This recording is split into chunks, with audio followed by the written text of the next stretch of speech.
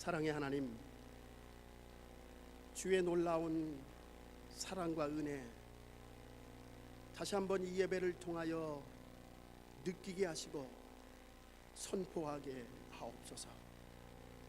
주의 말씀에만 집중하게 하시고 성령께서 이 시간 우리의 말씀으로 우리에게 소망과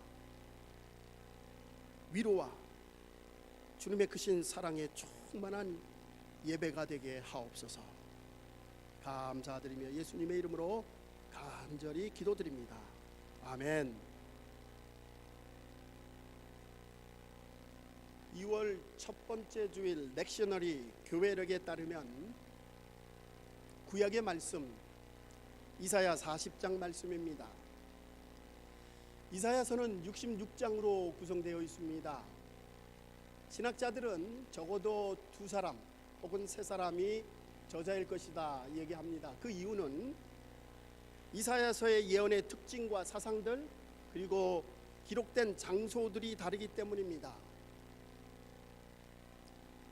이사야서를 저자가 2명이다 라고 말하는 신학자들에 의하면 1장과 39장 그리고 40장부터 마지막 66장 이렇게 2가지로 나누어지는데 1장부터 39절까지는 제1 이사야로서 심판 예언, 북쪽 이스라엘이 멸망하고 남쪽 유다 땅에 우상을 섬기며 하나님을 섬기지 않는 그들에게 회개를 촉구하며 너희들이 하나님께 돌아오지 아니하면 심판받을 것이다 라고 하는 심판 예언입니다. 40장부터 66장까지는 이제 그들이 하나님의 말씀대로 살지 못하고 바벨론에게 멸망하였습니다. 그래서 바벨론 포로로 돌아가 있던 그랄 강가에서 아무런 소망이 없는 그들에게 이사야 예언자는 하나님의 말씀을 대언하며 너희들을 위로하고 하나님의 소망이 있을 것임을 선포합니다. 이사야서를 3명의 저자로 말하는 신학자들은 마지막 40장에서 66장까지를 또 두 그룹으로 나누게 됩니다. 40장부터 55장까지는 제2 이사야, 그리고 마지막 56장에서 66장까지는 제3 이사야로 제2 이사야는 똑같이 위로와 격려, 희망의 메시지이며 마지막 이 세 부분으로 나누는 신학자들은 제3 이사야의 예언은 그들이 포로 이후에 다시 예루살렘에 돌아왔고 그들을 하나님은 재건과 회복의 예언으로 선포하시는 말씀이다. 그렇게 신학자들은 말합니다. 어떻든 2그룹으로 나누든 3그룹으로 나누든 중요한 것은 오늘 본문 40장부터 이사야서는 하나님께서 그들을 위로하고 회복하는 메시지임에 어떠한 신학자도 이견이 없습니다. 오늘 메시지는 하나님께서 바벨론에 포로되었던 그들을 위로하고 그들을 소망의 메시지로 증거하는 말씀입니다. 오늘 말씀의 주제는 31절 말씀입니다. 오직 여호와를 앙망하는 자는 새 힘을 얻으리라. 오직 여호와를 앙망하는 자는 새 힘을 얻으리라. 이 말씀만 들어도 우리에게 위로와 힘이 생깁니다. 여러분, 오늘 본문 말씀에서 이 앙망하다라고 하는 말은 새끼 새가 입을 쫙 벌리며 먹이를 달라고 어미에게 조르는,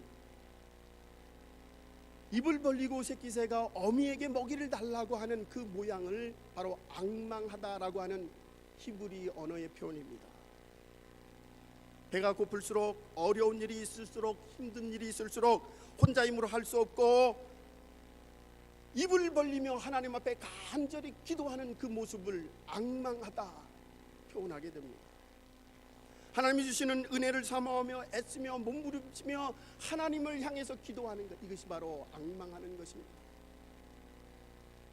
여러분, 하나님은 산을 세우시기도 하고 광야로 만드시기도 합니다. 하나님은 우리에게 생명을 주시기도 하고 생명을 거두어 가시기도 합니다.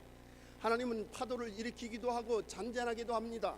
우리 모든 인생의 생사화복을 주관하실 뿐만 아니라 흥망, 승쇠 모든 것을 주관하십니다 라고 고백하는 것, 이것이 바로 여호와를 앙망하는 것입니다. 당신만 의지하겠습니다. 고백이 바로 여호와를 앙망하는 것입니다. 미국의 긍정적 사고의 창시자인 놀만 빈센트 필 박사가 어느 날 젊은 사업가와 함께 이야기를 나누며 그의 상담을 받아주고 있습니다. 이 젊은 사업가는 지난 1년간 사업이 너무 어려웠습니다. 그래서 재산을 다 날렸습니다. 이제 정말 죽고 싶습니다 라고 하는 상담이었습니다. 사연을 다 듣고 나서 필 박사가 얘기를 합니다. 형제님, 지금 이 순간에는 형제님이 잃어버린 것에 대해서 말할 시기가 아니라 아직도 남아있는 것들에 대해서 헤아려 봐야 됩니다. 형제님, 아내가 있습니까? 네, 20년 동안 나를 뒷바라지한 아내가 있습니다. 그가 기도하고 지금도 울고 있습니다. 아이들은 어떻습니까? 네, 둘이 있습니다. 공부도 열심히 하고 건강합니다. 친구는 있습니까? 네, 사업이 어려울 때 좀 떠나긴 했지만 그래도 교회 안에서는 나를 위해서 기도해 주는 친구가 있습니다. 몸은 건강합니까? 네, 정말 다행스럽게 하나님은 철의 건강을 주셔서 지금까지 건강을 유지하고 있습니다. 신앙생활은 어떻습니까? 어려움이 있지만 그래도 열심히 하려고 노력하고 있습니다. 그때 필 박사가 얘기를 합니다. 당신은 가장 소중한 것들은 아직도 많이 남아 있습니다. 이제 하나님 곁에 가시고 하나님을 의지하게 되면 하나님은 분명히 당신을 세워주실 것이고 승리하게 해주실 것입니다. 사랑하는 성도 여러분, 여러분은 잃어버린 것보다 아직 남아있는 것, 아직 가지고 있는 것이 더 많다고 생각하지 않습니까? 모든 삶의 주인 되신 하나님은 아직도 우리에게 더 많은 것, 소중한 것을 우리에게 남겨주셨습니다. 오늘 오직 여호와를 앙망하는 자는 새 힘을 얻으리라. 앙망하는 자, 주를 앙망하는 자. 오늘 여러분과 함께 나눌 말씀입니다. 첫 번째로, 여호와를 앙망하는 자는 하나님을 바로 아는 자들입니다. 오늘 27절 말씀입니다. 우리 함께 같이 읽겠습니다. 야곱아, 내가 어찌하여 말하며 이스라엘아, 내가 어찌하여 이르기를 내 사정은 여호와께 숨겨졌으며 원통한 것은 내 하나님에게서 수리하심을 받지 못한다 하느냐. 여러분, 우리가 어려울 때에 오늘 27절 말씀처럼 하나님께 불평하고 한탄을 합니다. 하나님, 왜 제 사정을 모르십니까? 하나님, 왜 내 원통함을 들어주지 않습니까? 이렇게 우리는 오늘 27절의 말씀처럼 그렇게 우리는 하나님을 향해서 한탄을 합니다. 여러분, 우리 자신을 돌아보시기 바랍니다. 여러분의 신앙생활은 어떻습니까? 여러분의 기도생활은 어떻습니까? 여러분 믿음 생활은 어떻습니까? 우리가 한탄하기 전에 우리 자신들을 바라보시기 바랍니다. 오늘 이렇게 탄식하는 우리들을 향하여 하나님은 얼마나 답답했으면 28절에 이렇게 말씀합니다. 너는 아직도 모르느냐? 아직도 못 들었느냐? 이 말은 나를 알라는 얘기입니다. 나를 바로 보라는 것입니다. 확실히 나를 깨달으라는 것입니다. 누군지를 알라는 것입니다. 여러분, 우리가 힘들고 어려울수록에 하나님을 알기 위해, 하나님 만나기 위해 노력해야 합니다. 또한 무엇보다 평안한 때 주님을 알기를, 주님 만나기를 더 간절히 사모해야 합니다. 여러분, 하나님을 안다라고 하는 것, 그것은 하나님에 관하여 아는 것이 아닙니다. 지식으로 knowing about God, 하나님에 대해서 아는 것이 아니라 knowing God, 하나님 그 본 자체를 아는 것, 인격적으로 경험적으로 만나는 것, 이것을 우리는 하나님을 안다 표현합니다. 예를 한번 들어보겠습니다. 우리는 트럼프 대통령 잘 알죠. 또 문재인 대통령도 압니다. 여러분, 우리가 트럼프 대통령과 문재인 대통령을 아는 것과 여러분의 배우자, 남편과 아내를 아는 것과는 전혀 다른 것일 겁니다. 여러분, 우리는 남편과 아내를 아는 것처럼 그렇게 그가 취미가 무엇이며 그가 좋아하는 음식이 무엇이며 그의 기분을 아는 것처럼 트럼프 대통령과 문재인 대통령을 아는 것은 아닙니다. 여러분, 우리가 하나님을 알다라고 하는 것은 우리의 지식으로 아는 것이 아니라 우리를 하나님과 만나며 하나님의 인격적으로 하나님과 만남으로 아는 그 경험적인 아는 것을 표현하고 있습니다. 우리가 하나님을 바로 알아야 합니다. 윌버 체프먼이라고 하는 분은 대학생 때 무디 목사님의 집회에 참석했습니다. 무디 목사님의 주 설교는 구원을 얻는 말씀입니다. 체프맨 이 청년이 예배가 끝나고 나서 무디 목사님을 찾아갔습니다. 목사님, 저는 거듭남에 확신이 없습니다. 그랬더니 무디 목사님이 묻습니다. 당신은 예수 그리스도를 믿습니까? 예, 믿기는 믿는데 자신이 없습니다. 그러자 무디 목사님은 요한복음 5장 24절 말씀을 읽으라고 하셨습니다. 내가 진실로 진실로 너에게 이르노니 내 말을 듣고 또 나 보내신 이를 믿는 자는 영생을 얻었고 심판에 이르지 아니하나니 사망에서 생명으로 옮겼느니라. 무디 목사님은 체프맨에게 묻습니다. 당신이 믿습니까? 네, 믿습니다. 그러면 당신은 영생을 얻었습니까? 글쎄요, 제가 확신이 없습니다. 다시 한번 이 성경을 읽으세요. 다시 한번 읽었습니다. 그러자 당신이 이제 믿습니까? 아니 목사님, 제가 믿는다니까요. 그러자 무디 목사님은 그렇다면 당신이 영생을 얻었습니까? 그것에 확신이 없습니다. 무디 목사님이 화를 벌컥 내면서 소리를 지르며 말합니다. 당신이 무엇인데 하나님을 그렇게 무시합니까? 하나님께서 영생이 있다 하면 있는 것인데 왜 믿지 않습니까? 무디 목사님의 그 화난 목소리를 들으며 체프만이 깜짝 놀라며 내가 구원을 얻었구나. 지금까지 체프만은 믿는다 하면서도 영생을 주신다는 그 하나님의 예수님의 말씀을 믿지 못했다라고 하는 것입니다. 그가 신학을 공부하고 그리고 무디 목사님의 교회에 목사님이 되셨습니다. 그리고 그가 늘 증거하는 말씀이 요한복음 5장 24절의 말씀이라고 합니다. 여러분, 하나님을 인격적으로 만나며 하나님의 말씀 믿으시기 바랍니다. 주님을 경험적으로 만나야 합니다. 인격적으로 주님을 만나야 합니다. 여러분, 우리의 삶이 주님을 만날 때에 우리의 삶은 변화됩니다. 세상이 바뀝니다. 우리의 삶의 축복의 지경을 넓혀서 주님께서 우리에게 허락해 주십니다.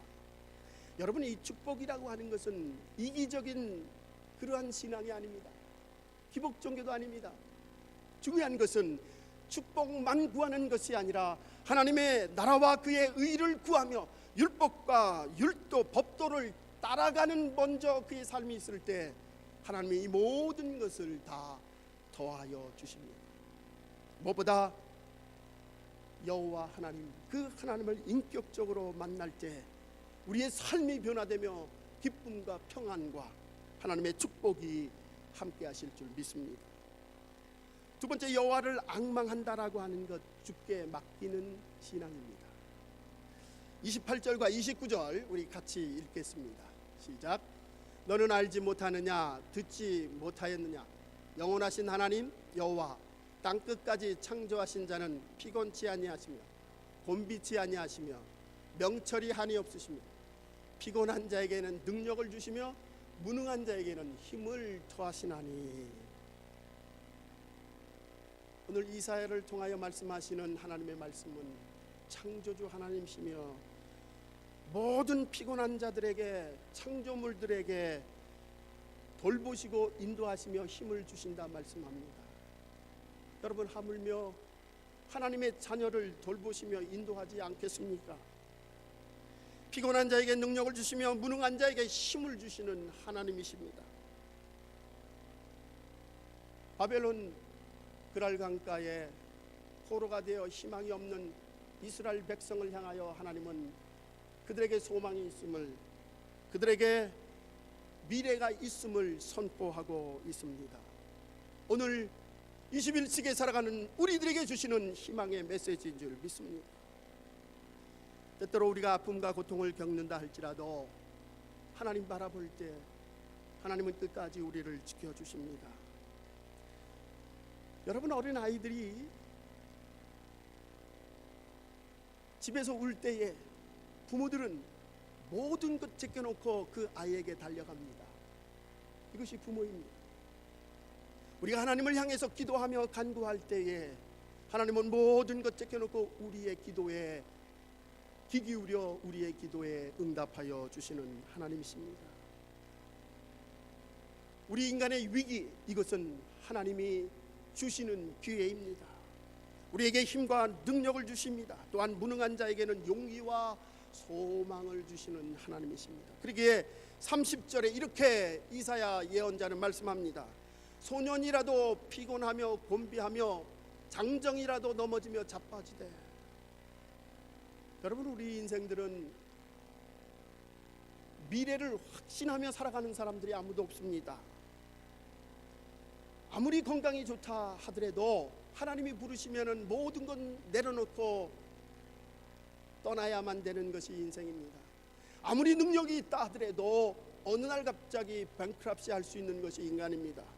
그래서 성경은 소년이라도 피곤하다, 장정이라도 넘어질 수 있다, 이것이 인생이라고 하는 것입니다. 전도서의 지혜자는 인생은 헛되고 헛되며 헛되고 헛되니 모든 것이 헛되도다, 누구도 자신할 수 없는 것, 이것이 인생입니다. 그러기에 우리는 절대자 하나님을 신뢰해야 합니다. 제가 군대에 있을 때에 특공 무술이 시작이 됐습니다. 유격 훈련처럼 모든 사람들이 특공 훈련을 받습니다. 특공 훈련을 받는데 굉장히 힘들거든요. 일주일 동안 넘어지는 훈련만 합니다. 낙법만 합니다. 손이 부러뜨고 엉덩이가 부러질 정도로 일주일만 계속 넘어지는 훈련만 합니다. 잘 낙법으로 넘어져야 공격할 수 있다는 것입니다. 여러분, 노련한 축구 선수는 공만 잘 차는 것이 아니라 태클을 잘 피하는 사람입니다. 여러분, 한번 태클에 걸려서 다리가 상하게 되면 선수 생활이 끝날 수도 있기 때문에 굉장히 잘 태클을 피하는 기술도 필요합니다. 우리의 인생도 마찬가지입니다. 넘어질 수 있고 태클을 당할 수도 있습니다. 그러나 우리에게 주시는 하나님의 메시지는 넘어지고 쓰러진다 할지라도 하나님께서 우리를 피곤한 자에게 능력을 주시며 무능한 자에게 힘을 주시는 하나님이심을 믿으라, 신뢰하라, 우리에게 말씀하고 있습니다.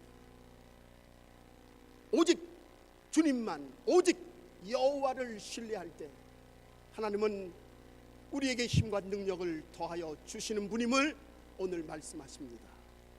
이제 마지막으로 여호와를 앙망하는 자, 하나님만 바라보라, 그렇게 말씀합니다. 31절 말씀입니다. 우리 함께 같이 읽겠습니다. 오직 여호와를 앙망하는 자는 새 힘을 얻으리니 독수리의 날개치며 올라감 같을 것이요 다른 박질하여도 곤비치 아니하겠고 걸어가도 피곤치 아니하리로다. 여호와를 앙망하는 자, 하나님을 바라보는 자, 곤비치 않고 피곤치 않을 것이다, 새 힘을 얻을 것이다 말씀하십니다.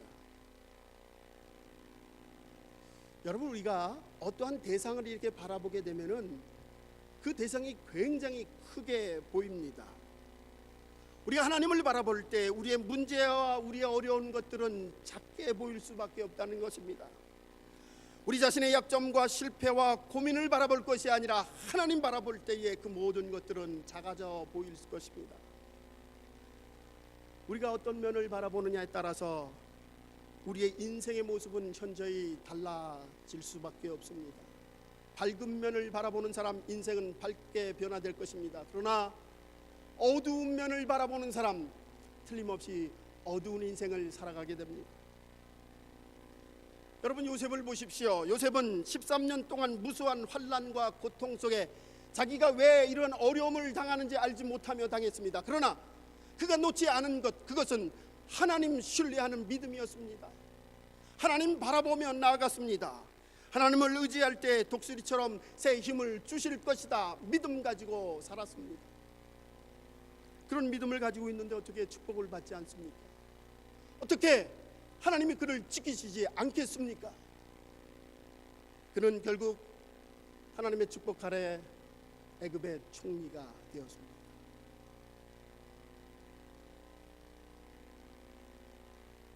복음서에 보면은 예수님의 기적들이 많이 기록이 되어 있습니다. 여러분, 그 기적에는 공식이 있습니다. 그런데 그 첫 번째 공식이 내 믿음대로 될지어다. 내 믿음대로 될지어다. 여러분, 우리는 주님께서 우리에게 주시고자 하는 많은 축복을 믿음이 없어서 놓칠 때가 많이 있습니다.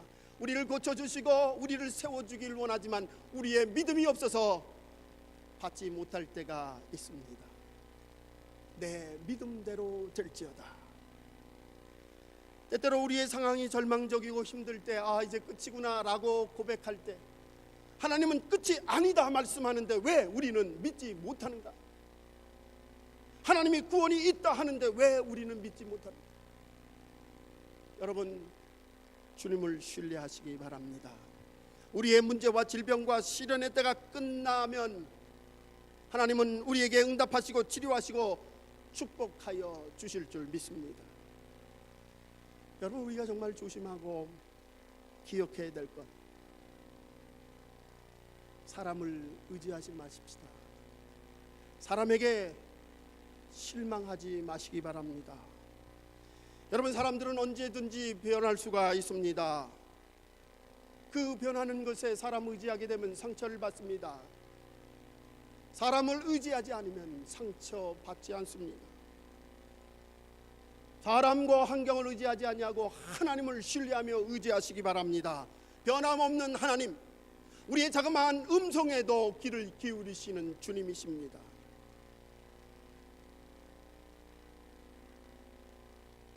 영국의 목공소에서 일어난 가난한 청년이 어떤 사람의 전도를 받고 예수 그리스도를 영접했습니다. 그의 인생이 바뀌기 시작합니다. 소망이 있고 일에 의욕이 생겼습니다. 10년 동안 열심히 일을 해서 가구 제조 경영하는 그런 사장이 되었습니다.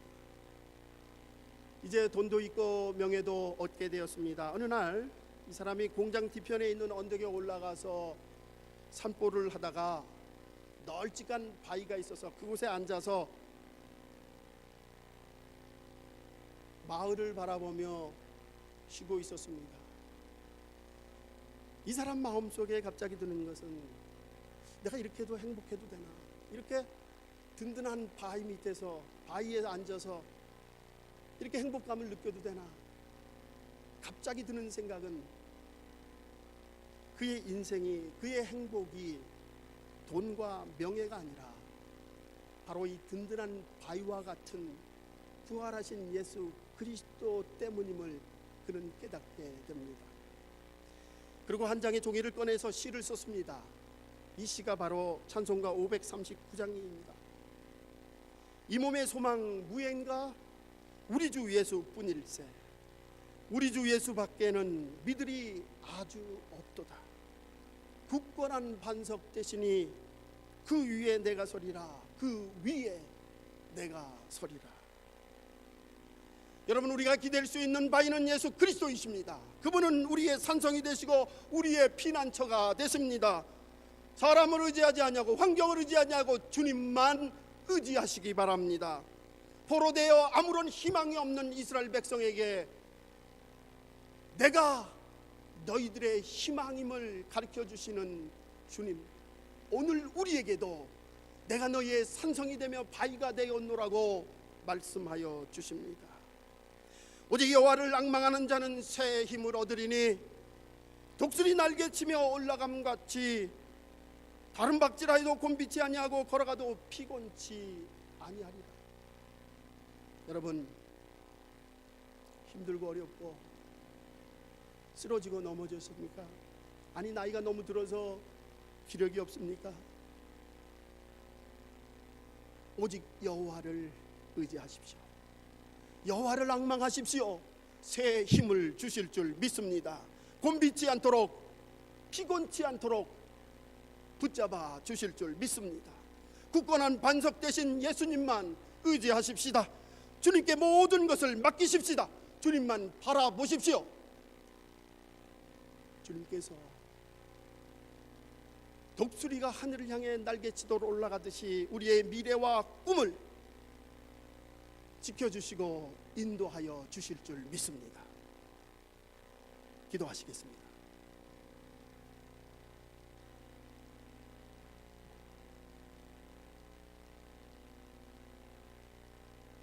사랑의 주님, 눈이 오는데도 눈길을 헤치며 주님 전에 나왔습니다.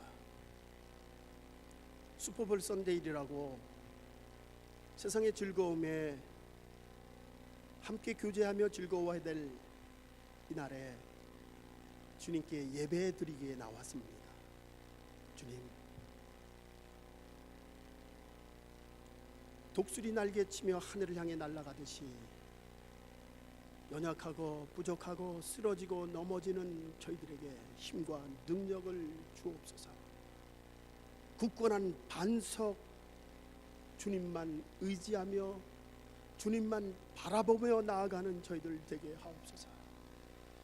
그래서 하늘 나는 독수리처럼 우리에게 미래와 꿈을 가지며 나아가는 주님의 자녀들이 되게 하옵소서. 오늘도 그 하나님 앞에 감사드리며 예수님의 이름으로 간절히 기도드립니다. 아멘.